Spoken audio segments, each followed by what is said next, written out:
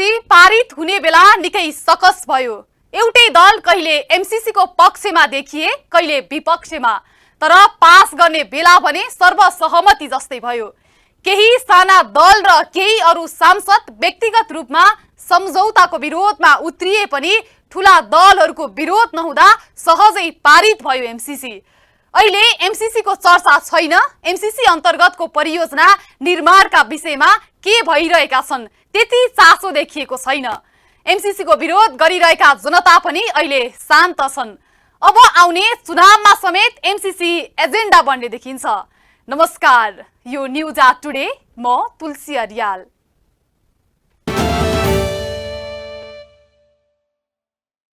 MCC सम्झौता नेपालको संसदबाट पारित हुँदै गर्दा उत्तरी छिमेकी चीनले विशेष चासो देखाएको थियो। एमसीसी पास भए लगत्तै अहिले चीनिया विदेश मन्त्री नेपाल भ्रमणमा आउँदैछन्। पक्कै पनि एमसीसी अनुमोदन गरिसकेको नेपालमा चीनले अघि सारेको बेल्ट एन्ड रोड इनिसिएटिभले पनि प्राथमिकता पाओस् भन्ने चीनको चाहना हुने नै भयो। तर अहिले अनुदानको रूपमा एमसीसी सहायता पाएको नेपालले बीआरआई अन्तर्गतका सहायता पनि अनुदानमै पाइयोस् भन्ने चाहना राखेको छ। एमसीसी परियोजनाको विरोधमा उभिएको चीनको अब नेपाल प्रतिको नीति के होला? बीआरआई लागू गर्ने उसको प्रक्रिया कस्तो होला? चीनिया विदेश मन्त्रीको भ्रमणका बेला यस्तै चासो रहनेछ। चीनिया विदेश मन्त्री वाङ यी नेपाल भ्रमणमा आउने तयारीमा छन्। आउँदो चैत दोस्रो साता अर्थात् चैत 12 र 13 गते चीनिया विदेश मन्त्री वाङ यी नेपाल भ्रमणमा आउने कार्यतालिका छ। नेपालमा अमेरिकी सहायता परियोजना मिलेनियम च्यालेन्ज कर्पोरेसन संसदबाट पारित भएपछि चीनिया विदेश मन्त्री वाङ नेपाल भ्रमणमा आउने तयारीमा लाग्नुलाई अर्थपूर्ण रूपमा हेरिएको छ। काठमाडौँलाई केन्द्र बनाएर वाशिंटन डीसी र बेजिङ बीच चलेको वाक युद्ध तरंग साम्य नहुँदै चीनिया विदेश मन्त्री वाङ यी नेपाल भ्रमणमा आउन लागेका हुन्। चीनिया विदेश मन्त्री वाङ शेरबहादुर देउवा प्रधानमन्त्री भएपछि नेपाल भ्रमण गर्ने पहिलो विशिष्ट पाहुना हुनेछन्। एमसीसी का बारेमा विरोध र समर्थनका बीचमा संसदबाट अनुमोदन भएपछि सबैको ध्यान अब बीआरआई को काम पनि छिट्टै सुरु हुने आशा गरिए बीच चीनिया विदेश मन्त्रीको यो औपचारिक भ्रमण हुने भएको बुझिएको हो। अमेरिकी सहयोग परियोजना एमसीसी संसदबाट अनुमोदन भएको झण्डै 1 महिना पुग्नै लागेको छ। लामो समयसम्म अलमलमा रहँदै आएको परियोजना अन्तिम समयमा आएर व्याख्यात्मक टिप्पणी सहित संसदबाट अनुमोदन गरियो। अमेरिकी सहयोग सम्बन्धी एमसीसी सम्झौताको 5 वर्षपछि संसदबाट पारित भएको हो। अब यसको कार्यान्वयनको विषयमा सर्वत्र चासो बढेको छ। एमसीसी को विपक्षमा रहँदै आएकाले पनि बिस्तारै एमसीसी लाई सकारात्मक रूपमा बुझ्न थालेका छन्। सम्झौतालाई पारित गर्न 5 वर्ष लागेको परियोजनाले 5 वर्षको अवधिभरमा पूर्णता पाउने हो वा होइन, यसको कार्यान्वयनको पाटो कसरी अगाडि बढ्ला, यस विषयमा सर्वत्र चासो छ। अहिले एमसीसी त बल्ल तल्ल किनारा लागेको छ। यसको कार्यान्वयनको बाटो खुला भइसकेको छ। तर एमसीसी भन्दा अगाडि नै सम्झौता भएको बीआरआई अर्थात् बेल्ट एन्ड इनिसिएटिभ परियोजना अझै कार्यान्वयन हुन सकेको छैन। चीनसँगको अर्बौं डलरको विकास सहयोग परियोजना सम्झौताको 5 वर्ष बितिसक्दा पनि यस परियोजना अगाडि बढ्न नसकेको हो। नेपालले बीआरआई सम्झौता गत 12 मे 2017 मा गरेको थियो। नेपालका तत्कालीन परराष्ट्र मन्त्री कृष्ण बहादुर महरा सम्झौतामा हस्ताक्षर गर्न चीन पुगेका थिए। चीनले अनुदान र ऋण सहायता मार्फत नेपाललाई बीआरआई सम्झौता अन्तर्गतका परियोजना विकासमा सहगाउने जनाएको थियो। सुरुमा 35 परियोजना अघि बढाउन प्रस्ताव पठाए पनि चीनी आग्रहमा नेपालले त्यसलाई 9 वटामा छाडेको थियो। सम्झौता भएको 5 वर्ष बितिसक्दा पनि परियोजना अघि नबढ्नुमा नेपाली र चीनिया पक्षले एकअर्कोलाई आरोप लगाइरहेका छन्। नेपालले नै बीआरआईमा कस्ता परियोजना अघि सार्ने भन्ने बारे टुङ्गो नलगाएको चीनिया पक्षको आरोप छ। नेपाली पक्षले परियोजना बारे छलफल गर्न खोज्दा चीनले कुनै प्रतिक्रिया नदिएको जनाउने गरेको छ। यसरी एक आपसमा दुई देशबीच आरोप प्रत्यारोप हुँदा परियोजना वर्षौंदेखि अलमल अवस्थामा छ। बीआरआई को विषयमा दुई देशबीच एकले अर्कोमा दोष थोपर्ने काम भए पनि हाल चीनिया विदेश मन्त्री वाङ यीको नेपाल भ्रमणले भने बीआरआई को विषयमा केही महत्त्वपूर्ण निर्णय गर्ने धेरैको ठम्याइ छ। भेटमा नेपालमा चीनको चासोदेखि विकास आयोजना बारे छलफल गर्ने बुझिएको छ। गत फागुन 15 गते संसदबाट एमसीसी व्याख्यात्मक टिप्पणी सहित अनुमोदन भएपछि चीनले व्याख्यात्मक घोषणालाई हेरिरहेको प्रतिक्रिया दिएको थियो। एमसीसी सम्झौता अनुमोदन गर्न अमेरिकाले निरन्तर दबाब दिँदा पनि चीनले यसअघि पनि अमेरिकाले धम्कीपूर्ण कूटनीतिक सुरु गरेको भन्दै आलोचनामा उत्रिएको थियो। सम्झौता अनुमोदन गर्नुभन्दा अघि गत फागुन 11 गते चीनले एमसीसीलाई उपहार या समस्याको पोको भन्दै प्रश्न गरेको थियो। एमसीसीको विषयमा चीनले नेपाल र अमेरिकाको सन्दर्भमा पटक पटक प्रतिक्रिया दिँदै आएको थियो। यस्ता छन् बीआरआईमा प्रस्तावित परियोजना। नेपालमा बीआरआई अन्तर्गत केरुङबाट काठमाडौँ रेल निर्माण, रसुवागढीबाट काठमाडौँ सडक स्तर उन्नति, किमाथाङकाबाट लिने सडक निर्माण, गल्सीबाट रसुवागढी हुँदै केरुङसम्म प्रसारण लाइन, तमोर जलविद्युत योजना, मदन भण्डारी प्राविधिक विश्वविद्यालय निर्माण, फुकोट कर्णाली जलविद्युत परियोजना, दिपायलदेखि चिनिया सीमासम्म सडक, टोखाबाट विदुर सडक निर्माण गर्ने योजना तोकिएको छ। तर जलविद्युत निर्माण भएमा खपत कि नेपालमै गर्नुपर्ने या चीनले खरिद गर्नुपर्ने हुन्छ। भारतले चिनिया लगानीमा निर्माण भएको विद्युत खरिद गर्दैन। उसले विद्युत सम्झौता नभएको देशले निर्माण गरेर उत्पादन गरेको बिजुली खरिद नगर्ने गरी देशको कानुन नै संशोधन गरिसकेको छ। चीनसँग उसको विद्युत खरिद सम्झौता छैन। श्रीलङ्का बीआरआईको ऋणले समस्यामा परेको छ। अफ्रिकाका कतिपय देशमा पनि बीआरआई सफल हुन सकेन। कतिपय देश ऋणको भारमा परेर सङ्कटमा छन्। त्यसैले बीआरआईको विषयमा नेपाली समाज पनि दुई भागमा विभाजित बनेको छ।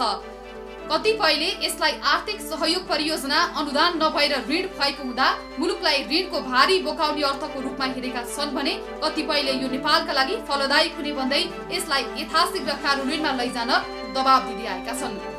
यसरी केहीले बीआरआई चीनको एउटा अन्तर्राष्ट्रिय महत्त्वाकांक्षी परियोजना भएको र यसको विस्तारमा मुलुकको आर्थिक सम्बन्ध चीन बाहेक अन्य मध्य एसियाली देशहरूमा सम्भव हुने र त्यसबाट आउने फाइदामा नेपाल लाभान्वित हुने केहीको बुझाइ रहेको छ भने कतिपयले बीआरआईले मुलुकलाई ऋणमा डुबाउने बताउँदै आएका छन्। जे होस्, चिनिया विदेश मन्त्री केही दिनमा नेपाल आउँदैछन्। उनको भ्रमण कस्तो रहला, बीआरआई बारे कस्तो निर्णय होला, सर्वत्र चासोका साथ हेरिएको हो। कम्युनिस्ट बीच एकता मिलाउन यसअघि सक्रिय रहँदै आएको चीनले पुनः एकपटक फुटेको कम्युनिस्ट शक्तिशालीलाई एक बनाउन कोसिस गर्ला कि नै, यस विषयमा पनि उत्तिकै चासोका साथ हेरिएको छ।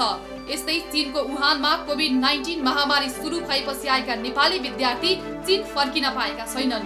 यस विषयमा पनि ठोस छलफल हुने धेरैको अनुमान छ।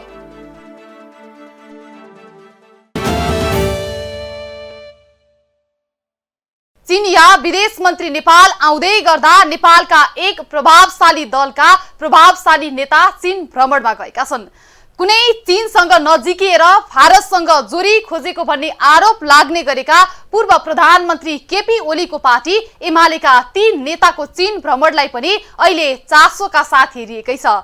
यसै बेला फेरि वाम एकताको कुरा जोडतोडले उठ्नु, अघिल्लो पटक दुई ठूला कम्युनिस्ट पार्टी बीच एकता गराउन चीनले भूमिका खेलेको थियो भनिनु अनि एकीकृत पार्टी फुट्न लाग्दा चीनले नफुटोस् भन्ने चाहना राख्नुलाई हेर्ने हो भने अहिलेको यो भ्रमण पनि कतै वाम एकता लक्षित त होइन भन्ने अनुमान हुनु अस्वाभाविक होइन। आगामी वैशाख 30 गते स्थानीय तहको निर्वाचन हुँदैछ। निर्वाचनको मिति नजिकिएसँगै राजनीतिक दलहरूले चुनाव केन्द्रित गतिविधिलाई तीव्रताका साथ अगाडि बढाएका छन्। राजनीतिक दलका नेता अहिले चुनाव लक्षित कार्यक्रम लिएर गाउँ गाउँमा पसेका छन्। राजनीतिक दलहरू एकातिर चुनाव जित्न जनता रिजाउनमा व्यस्त छन् भने अर्कोतिर चुनावी तालमेल कसरी बनाउने भन्नेमा कसरत गरिरहेका छन्। चुनावी तालमेल बारे आन्तरिक छलफलको दौडधुपमा छन्। निर्वाचन नजिकिएसँगै फेरि पनि वाम गठबन्धनको बहस सुरु भएको छ। वर्तमान सत्ता गठबन्धनलाई नै निरन्तरता दिने कि फेरि वाम गठबन्धनको तालमेलमा जोड दिने भन्नेमा दलहरू आन्तरिक छलफलमा जुटिरहेका छन्। 2074 सालको स्थानीय तह निर्वाचनमा नेपाली कांग्रेस र नेकपा माओवादी केन्द्र बीच चुनावी तालमेल भएको थियो। तर त्यो गठबन्धनलाई दुई विपरीत ध्रुव बीचको गठबन्धन भनिएको थियो। स्थानीय तहको निर्वाचन लगत्तै भएको संघीय र प्रदेश निर्वाचनमा भने नेकपा एमाले र नेकपा माओवादी केन्द्र बीच गठबन्धन भएको थियो। दुई दलको गठबन्धनले संघीय संसदमा झण्डै 2/3 बहुमत ल्याएको र 7 प्रदेश मध्ये 6वटा प्रदेशमा सुविधाजनक बहुमत सहित सरकार पनि बनायो। चुनावी तालमेल सफल भएसँगै दुई दल बीच पार्टी एकता भएर नेकपा बने पनि संसद विघटन पछि उत्पन्न राजनीतिक परिस्थितिले गत फागुनमा नेकपा भङ्ग भयो। यसकै असरले गत भदौमा एमालेबाट छुट्टिएर नेकपा एकीकृत समाजवादी गठन भयो। संसद विघटन पछि उत्पन्न राजनीतिक उतार चढावकै बीच आगामी वैशाख 30 गते हुने स्थानीय निर्वाचन नजिकिएसँगै फेरि वाम एकताको बहस सुरु भएको हो। सत्तारूढ गठबन्धनको एक घटक माओवादी केन्द्रका अध्यक्ष पुष्पकमल दाहालले वैशाखमा हुन लागेको स्थानीय तहको निर्वाचनमा एमालेसँग तालमेल हुने संकेत गरेका छन्। उता एमाले नेताहरूको प्रतिक्रिया भने सकारात्मक नदेखिएको भए पनि फेरि एमाले र माओवादी बीच वाम तालमेल हुन सक्ने अट्कल समेत काट्न थालिएको छ। यद्यपि वाम तालमेलको बारेमा एमालेका केही नेताहरूले भने अनावश्यक भएको समेत बताउँदै आएका छन्। ओली निकटका केही नेताहरूले वाम तालमेलको बहसलाई अनावश्यक ठाने पनि एमाले भित्र भने त्यसबारे छलफल सुरु भएको चर्चा चल्न थालेको छ। दुवै दलका कतिपय नेताहरूले आगामी निर्वाचनमा वाम तालमेलको सम्भावना बलियो रहेको पनि बताउँदै आएका छन्। कम्युनिस्ट आन्दोलनलाई एकताबद्ध पार्नुपर्छ। नेपालको कम्युनिस्ट आन्दोलनलाई एकताबद्ध पार्ने भनेको नेपालको लोकतान्त्रिक स्थिरतालाई बलियो बनाउने हो, हाम्रो लोकतन्त्रलाई बलियो बनाउने हो, वामपन्थलाई बलियो बनाउने हो। सपाट कुरा यति नै हो। अब अहिले उठेको प्रश्नमा चुनाव आइसक्यो कसरी एकता हुन्छ, यो नहुने कुरा भन्ने छ। यो हामीले पहिले पनि के भएको थियो भन्दाखेरि चाहिँ 74 सालमा हामीले जतिखेर गठबन्धन गर्ने घोषणा गर्यौं, एक खालले त्यसलाई छापामार स्टाइलले भन्ने मैले पनि भन्ने गरेको छु। किनभने त्योभन्दा केही समय अगाडिदेखि 1.5-2 वर्ष अगाडिदेखि कम्युनिस्ट आन्दोलनको सिद्धान्तहरू अब एक भइसके। नेकपा एमाले र माओवादी केन्द्रको सिद्धान्तमा फरक छैन। सैद्धान्तिक रूपले यिनीहरू अलग रहन पर्दैन, यिनी एकीकृत हुनुपर्छ भन्ने कुरा हामीले गर्दाखेरि मेरै समेत विरोध भएको थियो। यस्ता हैन मार्क्सवादको नाममा यसरी पार्टी विरोधी गतिविधि चलाएर हिँड्ने भनेर चाहिँ भएको थियो र त्यो कहिलेसम्म भन्दा भदौसम्म भएको थियो। 74 सालको भदौसम्म मेरो विरोध हुँदै थियो। त्यो पटक पटक हाम्रो स्थायी कमिटीमा पनि उठाएको थियो यस्तो कुराहरू। तर असोजमा अचानक हामी एकता गर्यौं। कसरी भयो कसरी बोलाइयो त्यतापट्टि नजाउँ, यो सबै कुरा बाहिर आएको छ। वाम एकता हुन भने त्यति सहज देखिँदैन। वाम गठबन्धनका चुनौतीहरू पनि धेरै छन्। नेपालका राजनीतिक पार्टीहरू संस्थागत बन्न नसक्दा र राजनीतिक दलभित्रको लोकतन्त्र कमजोर बन्दा दलभित्र स्वार्थका गुट र उपगुटहरू जन्मिने मौका पाएका छन्। पार्टीभित्रको गुटगत प्रवृत्ति र प्रतिस्पर्धा अस्वस्थ भएकाले दलहरू पनि अस्वस्थ नै छन्। यही अस्वस्थतालाई लिएर भने वाम एकताले एकतालाई पनि अस्वस्थतिर नै धकेल्ने काम गर्दछ। पार्टीभित्र गुटगत व्यवस्थापन र वस्तुगत मूल्याङ्कन नगर्ने तर मत परिणाम सार्वजनिक पछि भने एक अर्को दलले अन्तर्घातको आरोप लगाउने खालको असन्तुष्टि आउनु यति मात्र होइन, सिट बाँडफाँडको माग, मतदाताहरू गठबन्धनले हतारोले गर्दा अलग अलग चिन्हमा मत माग्दा अन्यलमा पर्ने गर्दछन्। यी पक्षहरूले एकतालाई चुनौती निम्त्याउने जोखिम उच्च हुन्छ। 2074 सालको निर्वाचनमा पनि नदीका दुई किनारा जस्तै रहेका एमाले र माओवादी केन्द्र बीच आरोप प्रत्यारोप आलोचनाकै बीच चुनावी तालमेल र पार्टी एकता भएको थियो। विगतका राजनीतिक घटनाक्रमलाई हेर्दा आगामी दिनमा पनि राजनीतिक स्वार्थ मिले जुनसुकै बेला पनि वाम एकता हुन सक्ने देखिन्छ। वाम एकता तत्काल सम्भव नभएको तर असम्भव पनि नरहेको राजनीतिक विश्लेषकहरूको दाबी छ। अहिले तत्काल त सम्भव जस्तो देखिँदैन तर असम्भव चाहिँ होइन। हिजो 74 मा पनि हामीले सरप्राइजिङ किसिमले माओवादी र एमालेको बिचमा एउटा एकता भएर, एकता त नभनौँ, एउटा समझदारी भनेर सहमति जुटेर 74 को चाहिँ संघीय निर्वाचन चाहिँ सँगै एउटै घोषणा पत्रमा एउटै चुनाव चिन्हमा लडिएको त पक्का हो। त्यो हो भनेदेखि अहिले पनि धेरै ठुला वैचारिक इस्युजहरूमा फरक छैन, सैद्धान्तिक इस्युजहरूमा फरक छैन, फरक भएको छैन। यो फुट चाहिँ भयो फगत पदीय भागबण्डका कारणले गर्दा भएको न फुट हो यो।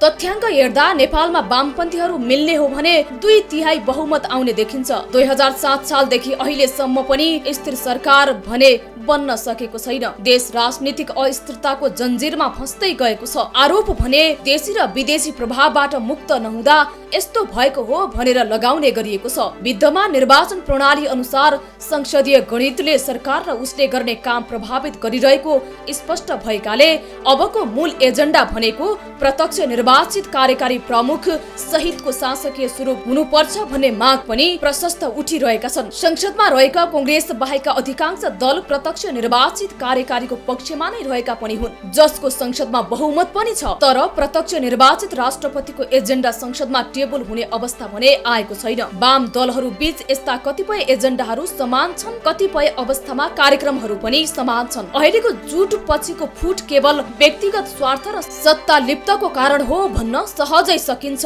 यद्यपि वाम दलहरू बीचको एकता दीर्घकालीन भरे नहुने देखिएको छ। इतिहासले नै यो प्रमाणित गरेको छ। इतिहासमा पटक पटक वाम दलहरू एक भएका छन् अनि पटक पटक फुटेर कैयौं टुक्रामा विभक्त भएका छन्। तर पनि सत्ता स्वार्थका लागि यी दलहरूको एकता वा चुनावी गठबन्धनमा नआउलान् भन्न सकिँदैन। सत्ताका लागि जनता झुक्क्याउने वाम दलहरूको मेलोमा जनता भने झुक्किरहेका नै हुन्छन्।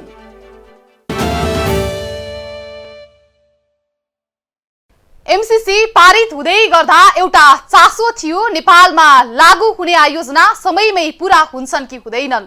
त्यसैले नेपालका आयोजनालाई जवाबदेही बनाउन एमसीसी संसदबाट पारित गरिनुपर्ने व्यवस्था गरिएको भनाइ थियो। पक्कै पनि नेपालमा बिरलै यस्ता आयोजनाहरू होलान् जो समयमै पूरा भएका हुन्। समयमा पूरा नहुने आयोजनाको प्रमुख उदाहरण बनेको छ मेलम्ची आयोजना। काठमाडौँका काकाकुल जनतालाई पानी खुवाउने यो आयोजना अझै पूरा भएको छैन र कहिले पूरा होला भन्न सकिँदैन। यसैबीच आज विश्व पानी दिवस मनाइँदैछ। विश्वभरि खाने पानीको कमी देखिरहेको बेला विश्व पानी दिवसको सन्दर्भमा अब यो सामग्री। नेपालको संविधान 2072 मा नागरिकले स्वच्छ पानी पिउन पाउनुपर्ने उल्लेख गरिएको छ। तर अझैसम्म पनि नागरिक आधारभूत खानेपानीबाट वञ्चित छन्। खानेपानी तथा ढल व्यवस्थापन विभागका अनुसार अहिलेसम्म 88% नागरिकका घरमा आधारभूत सेवा स्तरको खानेपानीको पहुँच पुगेको छ। आधारभूत पानीको सेवा नपुगेको ठाउँमा घण्टौँसम्म हिँडेर लाइन लागेर पानी लिन जानुपर्ने अवस्था छ भने कतिपय स्थानमा नागरिकले प्रदूषित पानी प्रयोग गर्न बाध्य छन्। जलवायु परिवर्तनको असर, वन विनाश जस्ता कारणले पछिल्लो समय पानीको स्रोत सुक्दै जान थालेका छन्। यसले गर्दा कतिपय स्थानमा पानी अभावकै कारण बस्ती नै सर्नुपर्ने अवस्था पनि आएका छन्। विक्रमसम्म 2072 सालको भूकम्पपछि खानेपानीका धेरै मूलहरू अन्यत्र सर्ने, सुक्ने जस्ता समस्याले गर्दा धेरै ठाउँमा खानेपानीको अभाव हुँदै आएको छ। जनताको घरमा पानी पुर्याउने लक्ष्य अनुसारको काम नहुनुमा खानेपानीको स्रोत सुक्नु पनि एउटा कारण रहेको छ। नेपाललाई जलस्रोतको धनी देश भनिन्छ। हामीले पनि जलस्रोतका हिसाबले विश्वमा नै दोस्रो स्थानमा पर्छ भनेर सुन्दै र पढ्दै आएका छौँ। तर जलस्रोतको दोस्रो धनी देशमा पानीको अभाव छ। यो कुरा तपाईँ हामीले सुन्दै र भोग्दै आएको वास्तविकता पनि हो। यो गाउँका कुना कन्दरामा मात्र होइन, ठुला ठुला योजनाकार, व्यवस्थापक, व्यापारी तथा धनीमानीहरू बस्ने राजधानीमै पनि काकाकुल अवस्था छ। अधिकांश घरमा ट्युबवेल र इनारको बाक्लो र पहिलो दूषित पानी प्रयोग हुने गरेको छ। गाउँतिरको समस्या झनै जटिल छ। धेरैलाई अचम्म लाग्न सक्छ, तर वास्तविकता यही हो। यस्तो अवस्था झेलिरहे पनि अझै जलस्रोतको दोस्रो धनी देश हो भनेर हामी गर्व गर्छौँ। त्यही पढ्दै र पढाउँदै आएका छौँ। तर अझैसम्म पनि सरकारी तथ्याङ्क अनुसार देशका 12% नागरिकले आधारभूत पिउने पानी प्राप्त गर्न सकेका छैनन्। देशको राजधानी सहरमा समेत नगरवासीले खानेपानी नपाएर काकाकुलको अवस्था बेहोर्न बाध्य हुनु परेको छ। काठमाडौँ उपत्यकाका बासिन्दाले मेलम्चीको पानीको आश गर्दै 3 दशक बिताइसकेका छन्। तर मेलम्चीको पानी खाने राजधानीवासीको सपना अझै पूरा भएको छैन। पछिल्लो समय केपी ओली सरकारले मेलम्चीको पानी राजधानी पुर्याएको दाबी पनि गर्यो। रत्नपार्कको धारामा पानी खाएर राष्ट्रपतिको हातबाट उद्घाटन गरियो। तर अझै पनि पानी काठमाडौँका घर घरमा पुगेको छैन। अहिले दोष पाएको छ पछिल्लो समय मेलम्चीको बाढीले। काठमाडौँ देशकै ठूलो जनसङ्ख्या भएको सहर हो। यहाँ दैनिक 40 करोड लिटर पानीको आवश्यकता हुन्छ। तर अहिले काठमाडौँ उपत्यका खानेपानी लिमिटेडले लगायत विभिन्न संस्थाले दैनिक 10 देखि 11 करोड लिटर मात्रै पानी पुर्याउन सकेको छ। सहरी क्षेत्रमध्ये खानेपानीको चरम अभाव काठमाडौँमा छ।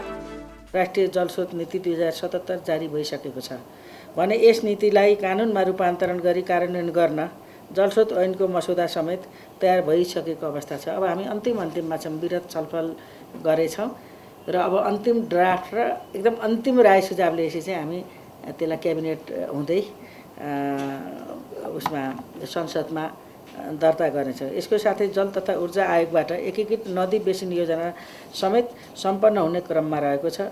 अर्को कुरा, सिँचाइको अभावमा देशको ठूलो भूभागका खेतीयोग्य जमिन बाँझै रहेको अवस्था छ। हामीले बालककालदेखि नेपाल कृषि प्रधान देश भन्दै आए पनि नेपालमा खाद्यान्न, तरकारी, फलफुल तथा मासुजन्य पदार्थ विदेशबाट आयात गरिन्छ।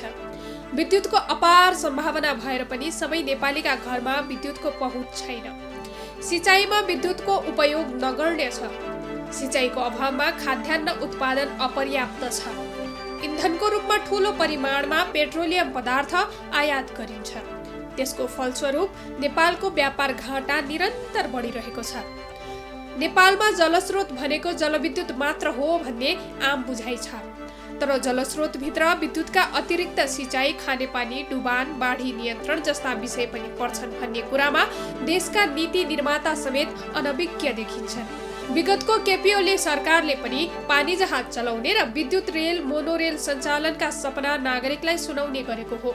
त्यसअनुसार कार्यान्वयनको पाटोमा भने अघि बढेको देखिएन। देशभर पानी अभाव भएको ठाउँमा स्वच्छ पानी पुर्याउनका लागि संघीय, प्रदेश र स्थानीय गरी 3 तहको सरकारले स्पष्ट नीति ल्याउन सके पिउने पानीको समस्या भोग्नु पर्दैन थियो।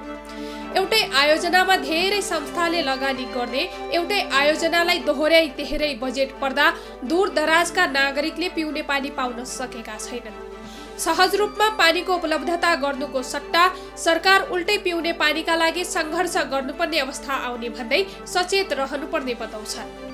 सरकारी र गैर सरकारी संस्थाको पनि सबैले खानेपानी पुर्याउने लक्ष्य भएको हुँदा सबैको आफ्नो भूमिका, जिम्मेवारी र जवाफदेहिता स्पष्ट हुन आवश्यक देखिन्छ। आधारभूत खानेपानी सेवा पुर्याउन नसकेका नागरिकलाई अबको सरकारले ध्यान दिन आवश्यक छ।